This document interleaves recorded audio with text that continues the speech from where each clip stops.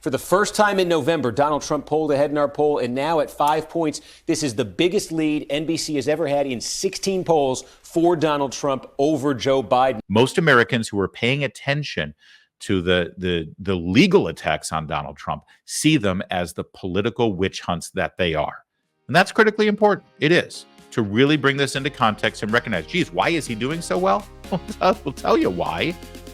Because people see right through what you're doing to him. We've got new polling that is good news for Donald Trump and very bad news for Joe Biden, but not just Joe Biden, for the Democrats who are all running on the ticket in 2024 too. I'm going to make that point a little bit later, but remember that issue here, that this is no longer just about Joe Biden. This is about every senator running as a Democrat, every congressman running as a Democrat, every governor, and everyone else down ticket who's running on the Joe Biden ticket at the top of the ticket. That might actually be a difference maker coming up if these numbers continue.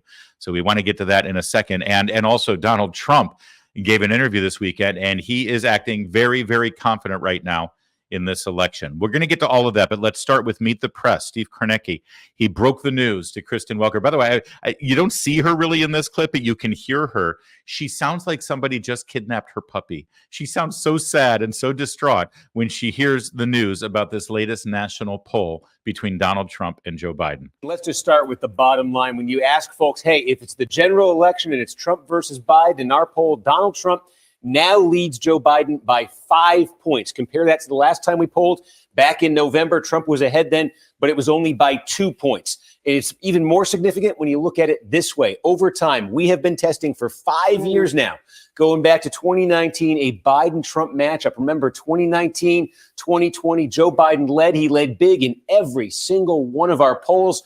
For the first time in November, Donald Trump pulled ahead in our poll, and now at 5 points, this is the biggest lead NBC has ever had in 16 polls for Donald Trump over Joe Biden. And of course, undergirding all of this is this question of, he is the incumbent, Joe Biden. We ask voters, what do you think of the job he's doing? And look at that, Kristen, 37% approve and now 60% disapprove. 60% disapprove. That's a majority. Now, the flip side of a big majority.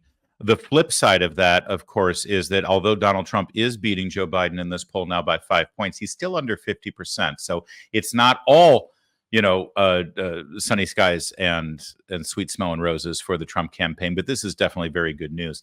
Now, if you watched our segment last week about the latest battleground polling on states like Georgia and Wisconsin and Michigan and Pennsylvania, you'll know that generally speaking, we don't spend a lot of time focusing on these national polls. Let NBC News and Meet the Press do that, because we don't elect presidents based on national polling and based on the popular vote.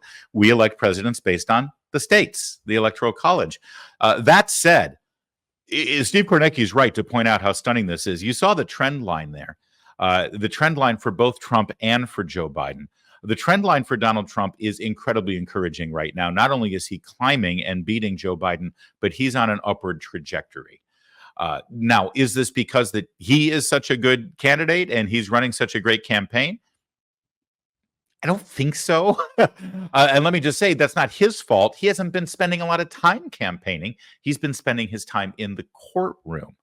And that's the most remarkable part of this entire polling result that we're getting, because he has spent the last year focusing more on fending off political attacks through the justice system than he has political attacks on the campaign trail. They have thrown over 90 charges against him, including some charges that could land him in jail for decades.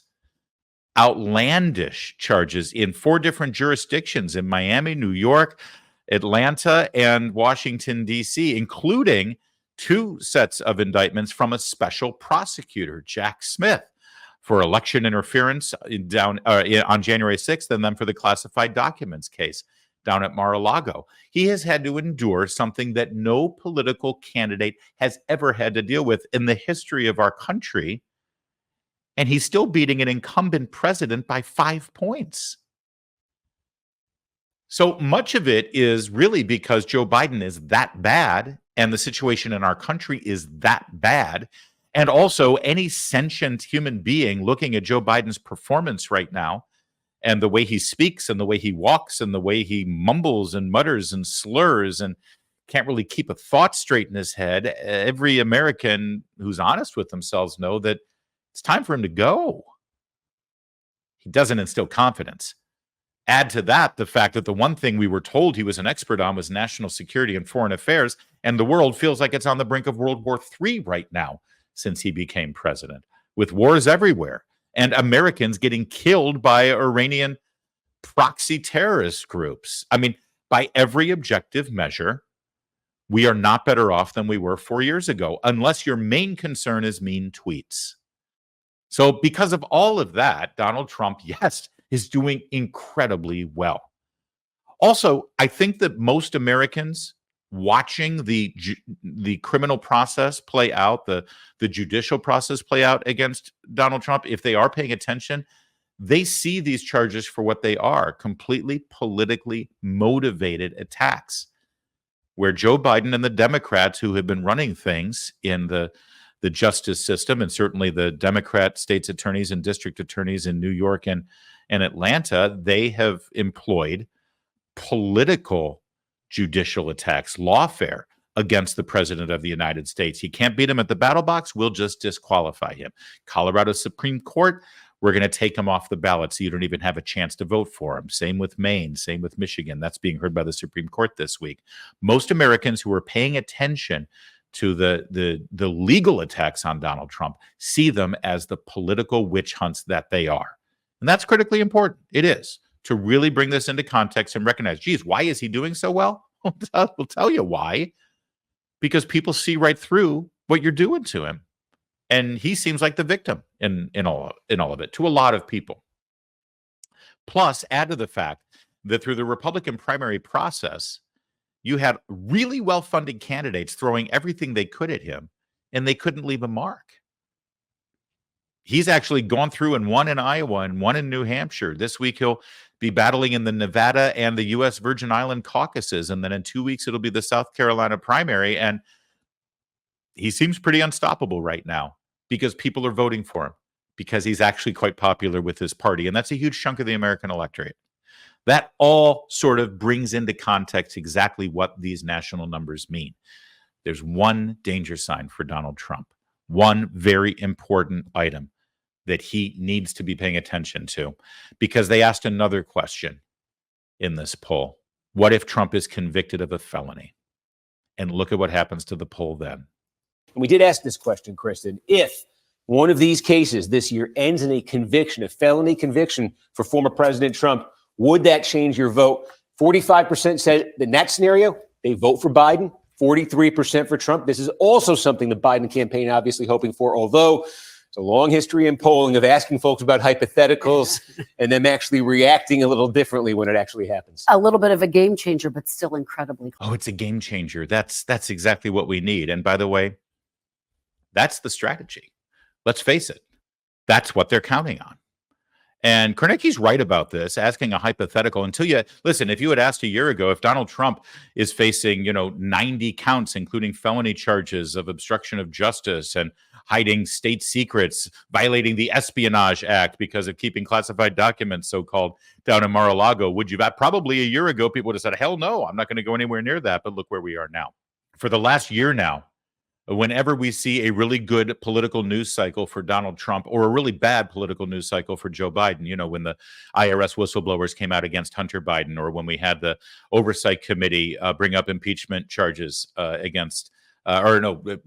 bring up the impeachment discussion, I should say, against Joe Biden and all of the Hunter Biden scandal stuff that we've seen. Whenever that happens, within 3 or 4 days, we saw an indictment against Donald Trump. Remember that? It was uncanny. It was uncanny. Every single time there was a bad news cycle for Joe Biden, anytime his scandal started to bubble up, boom, Trump got indicted. And now here we are, Donald Trump, with his biggest lead ever in a national poll, going all the way back to when he was president in 2019. He's beating Joe Biden by 5 points. And the one data point the Democrats and Biden can latch onto is that if he's convicted of a felony, then Biden wins. Well, I guess you know what happens next. Look for a conviction coming soon to a courtroom near you. Meanwhile, for his part, Donald Trump is acting like a very confident campaigner. He appeared on Fox News with Maria Bartiromo. Let's take a look. The Republican Party under Trump has become a tremendous success. Are you going to be able to flip blue states like in New York and in New Jersey? There's a rumor you're going to do a rally in the South Bronx. I think so, yeah. I think I will do that. And Then when are you going to do that? I think I'll do one maybe at Madison Square Garden, too. I think we have a chance. New York has changed a lot in the last 2 years. We have migrants all over the street. They're living on Madison Avenue. I mean, nobody can believe what's happened to New York. The people of New York are angry. People that would have never voted for me because I'm a Republican. I mean, they're Democrats. Their parents would they vote for Democrats. I think they're going to vote for me. So I think we're going to give New York a heavy shot. They're very unhappy in New York, what's happening. And they're unhappy with the crime. You take a look at the crime in New York, it's at record levels.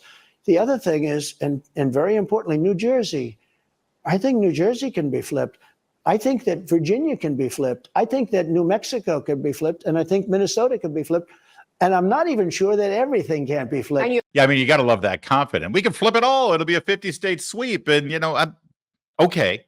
Let me just say, though, if Trump and his close advisors and strategists, if their plan here is to spend a lot of money trying to flip New York and New Jersey, instead of continuing to focus on Pennsylvania and Michigan and Georgia and Wisconsin, I think you might want to rethink that strategy. Let's build up leads there first, okay?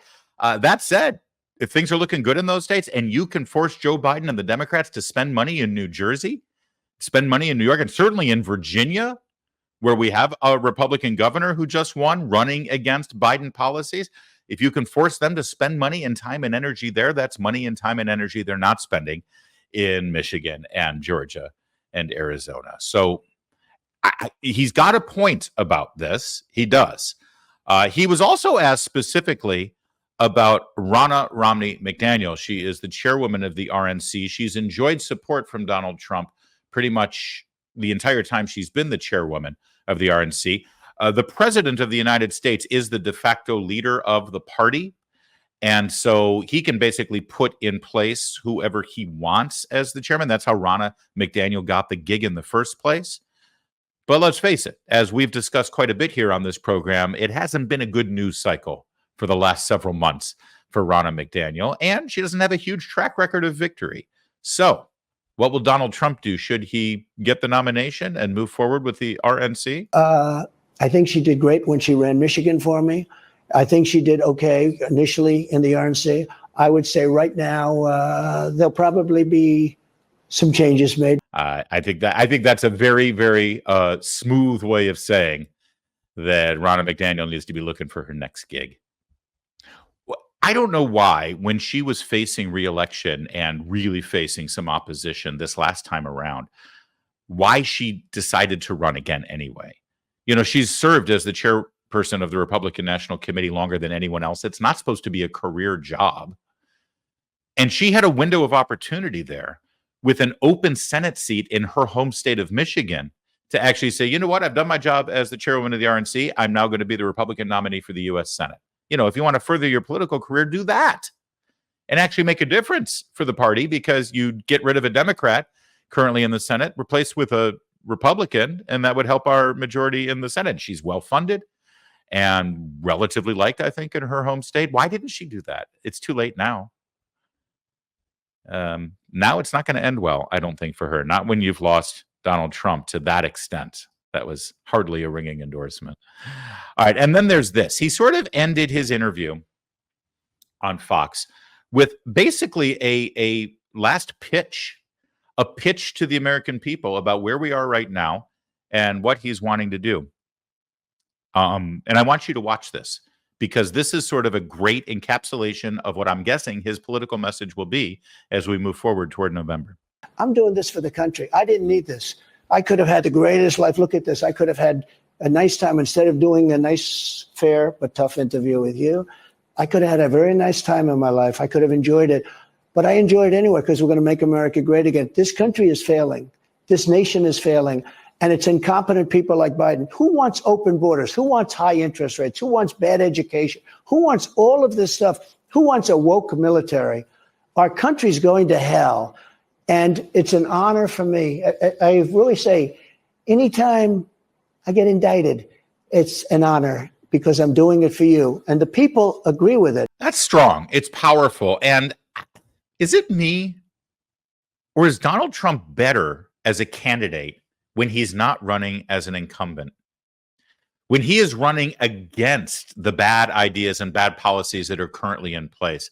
When he ran in 2016, he was running against 8 years of Obama and the dystopian nightmare that would have happened should Hillary Clinton win the presidency. And when he ran in 2020, first of all, we had the pandemic, we had COVID, we had shenanigans with an unprecedented new election protocol for mail-in ballots and drop-off boxes and all that. He set all of that aside. His message was keep America great, right? His message was we've had 4 great years, even though we were in the middle of the pandemic, and let's keep the good times rolling. He's not as good at that. What you just saw from Donald Trump will be his message between now and Election Day, and it resonates, especially when he said, I don't need this. I got my mansion. I got my beautiful model wife. I've got my kids. I can relax. And every time they indict me, it's an honor because I'm doing this for you. That's great. That's powerful. By the way, one other thing that I want to mention. He sat with Maria Bartiromo, Fox News, engaging, energetic, on top of his game. I've interviewed the man several times. That's how he always is. He has facts at his fingertips. He doesn't use notes. I've never seen Donald Trump use notes in an interview. Press conference, yes. Not during an interview, not in a one-on-one sitting like that. He never uses notes, and you can ask him anything, and he'll have something to say about it. And it'll be engaging, and it'll be newsworthy usually. I asked him what his favorite restaurant in D.C. was, and it made news. So contrast that and what you just saw from Donald Trump, who is 78 years old, with what you see on a daily basis from Joe Biden. Not uncoincidentally, by the way, it was just announced that Joe Biden declined an invitation to be interviewed during the Super Bowl halftime show. It's kind of become a tradition that the sitting president is interviewed by the lead anchor of whatever network is broadcasting the Super Bowl. In this case, it would be CBS. So it would be softballs from Norah O'Donnell, or he could have even insisted in saying, no, give me Gayle King. Give me Oprah's best girlfriend. I'll answer her questions. And CBS, I'm sure, would have done it. And he declined. They refused to sit for an interview in this news cycle at the Super Bowl, where he would have been seen by tens of 50 million people or more. 50 million households. That means a lot more people. Why would he do that? Why would he refuse to do that interview in an election year? And the answer is clear. Because he just can't. He physically, mentally can't do what you just saw Donald Trump do. And Donald Trump is only 2 years younger than Joe Biden. I know he's old. There's more going on there than just his age. There's something going on.